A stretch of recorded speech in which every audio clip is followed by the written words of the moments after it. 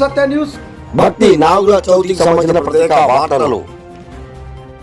మా ప్రేక్షకులకు గమనిక, ఈ వార్త పూర్తిగా వినండి. ఈ దేవాలయం గురించి విశిష్ట గురించి చక్కటి సందేశం ఇస్తున్న ఉప్పట్ల సంతోషిని గారితో మా ఛానల్ ప్రత్యేక ఇంటర్వ్యూ.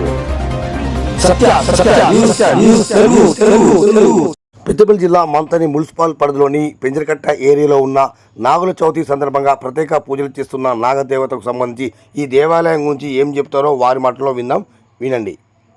ఈ నాగుల సంధి అంటారు. మరి అదేవిధంగా మనం చూసినట్టయితే ఇంతకుముందు చెప్పుకున్నట్టు మరి ఉత్తరాల సంధి అంటారు. మరి వందల చరిత్రలు గల ఈ యొక్క నాగ దేవతాన మరి నాగులయ్యన మరి ఇక్కడే పక్కపొంటి మనకి ఇల్లు ఉన్నవారు వారితో ఇంటర్వ్యూ చేస్తాం. మరి వారి ద్వారా మాట్లాడతాం. వారు వస్తూ ఉన్నారు. వీరు ఇక్కడే ఈ ప్రాంతంలో పుట్టి పెరిగారు. వీరు ఈ కుటుంబం ఈ యొక్క దేవాలయం గురించి పూర్తిగా తెలుసు. అందుగురించి వీరిని ఈ యొక్క ఆలయం గురించి అడిగి తెలుసుకుందాం. ఇప్పుడు పక్కపొంటే మన వాళ్ళ ఇల్లు ఉంటుంది. ఉప్పట్ల సంతోషిని శ్రీనివాస్ గారు వీరు మంత్రిని ఎంపీటీసీగా చేశారు. అదేవిధంగా మంత్రిని మాజీ మార్కెట్ కమిటీ చైర్మన్గా చేశారు. మరి భక్తి విషయంలో కూడా చాలా ముందుంటారు. అనేక కార్యక్రమాలు కూడా చేస్తూ ఉంటారు. మరి వీరిని ఇక్కడ నాగుల చవితికి సంబంధించినటువంటి పక్కపొంటే వీలు కాబట్టి మరి వారిని అడిగితే తెలుసుకుందాం. నమస్కారం అమ్మా. మరి ఇక్కడ ఈ నాగుల చవితికి సంబంధించి మరి ఈరోజు ఈ యొక్క కార్తీక మాసంలో వచ్చేటువంటి ఈ నాగుల చవితి గురించి ఫస్ట్ చెప్పండి. కొన్ని విషయాలు కూడా మేము అడుగుతాం. కార్తీక శుక్ల చవితి రోజు చవితిని నాగుల చవితి అంటారు. ఇది చాలా పురాతనమైనటువంటిది. మా ఇంటి పక్కది మా నైనమ్మలు అప్పటి నుంచి ఇక్కడ దీనికి పూజ చేస్తూ ఉంటారు. మనము ఎప్పుడైతే ఈ నాగుల చవితి రోజు పూజ చేసుకొని దండం పెట్టుకుంటామో ఇక్కడ చాలా మంది జనాలు వచ్చి ఇక్కడ దండం పెట్టుకుంటారు. ప్రతి ఒక్కరికి కూడా అనుకున్న కోరిక నెరవేరుతూ ఉంటుంది. చాలా మంది పిల్లలు లేని వాళ్ళు కూడా వచ్చి ఇక్కడ ఒక 5 వారాలు ప్రదక్షిణ చేస్తే వాళ్ళకు పిల్లలు కూడా అమ్మవారి దైవాలు పుట్టారు. నాగుల చవితి అనేది ప్రతి ఒక్కరికి కూడా చాలా పెద్ద పండుగ, చాలా పెద్ద దసరా పండుగ. మిగతా పండుగలు ఎట్లా సంక్రాంతి పండుగ ఎట్లా చేసుకుంటారో ఈ నాగుల చవితి అనేటువంటి కూడా ఇక్కడ జనాలను చూస్తుంటే చాలా పెద్ద పండుగ ఇది. ఇక్కడ ప్రతి ఒక్కరు కూడా ఇక్కడికి వచ్చి నాగుల చవితి రోజు మరి నాగమయ్యకి పచ్చిపిండి కానీ నువ్వుల పిండి కానీ పెసరపప్పు పెట్టి చాలా ఇష్టం కాబట్టి అవన్నీ పెట్టి నాగుల చవితి రోజు నాగమయ్యకు పాలు పోసి ప్రతి ఒక్కరు కూడా వాళ్ళ పిల్లలను వచ్చి దండం పెట్టుకుంటూ ఉంటారు. ఇక్కడ దీనికి గుడి కట్టాలని చాలా మంది వచ్చారు. కానీ గుడి కట్టలేక కాదు, కానీ ఇక్కడ కట్టాలి అని అంటే ఎందుకో అది అమ్మవారికి నాగులమ్మకు ఇట్లా ఉండడం ఇష్టం కాబట్టి ఆ రేకులు వేసి మాత్రమే ఇక్కడ ఈ అమ్మవారిను జస్ట్ కొంచెం దీన్ని చేంజ్ చేయడం మాత్రమే జరిగింది. పుట్టని కానీ అది కానీ ఎట్లా ఉన్నదో దాన్ని అట్లానే ఉంచడం జరుగుతున్నది.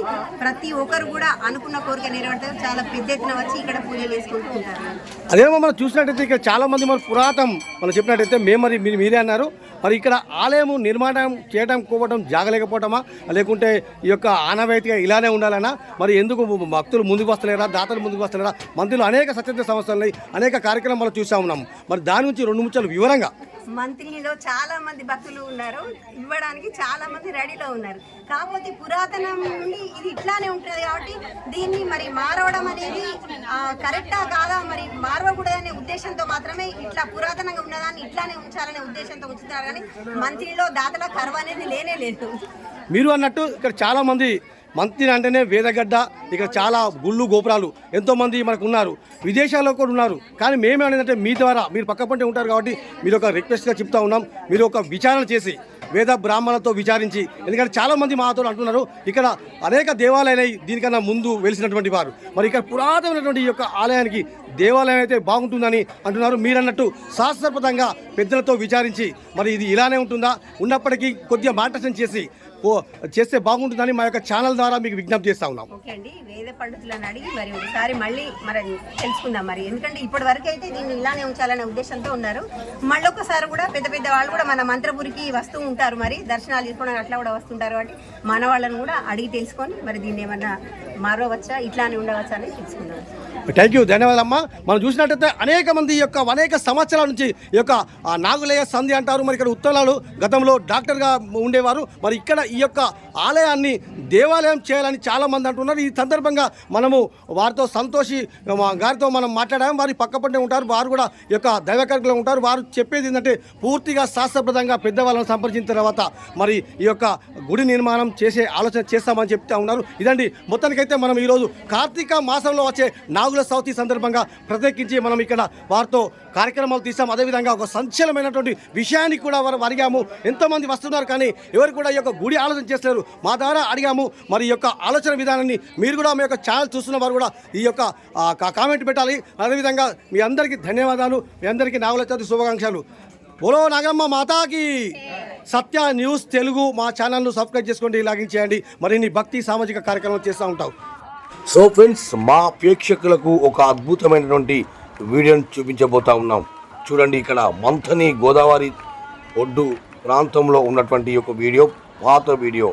ఇది మార్చ్ 20వ తారీఖు 2020లో జరిగినటువంటి ఒక అద్భుతమైన దైవ కార్యక్రమం ఇది. మరి ఇక్కడ చూస్తూ ఉన్నాం, ఇదంతా కూడా ఎక్కువ ఇక్కడ బ్రాహ్మణ్స్ అంతా కూడా ఎక్కువ ఉన్నారు.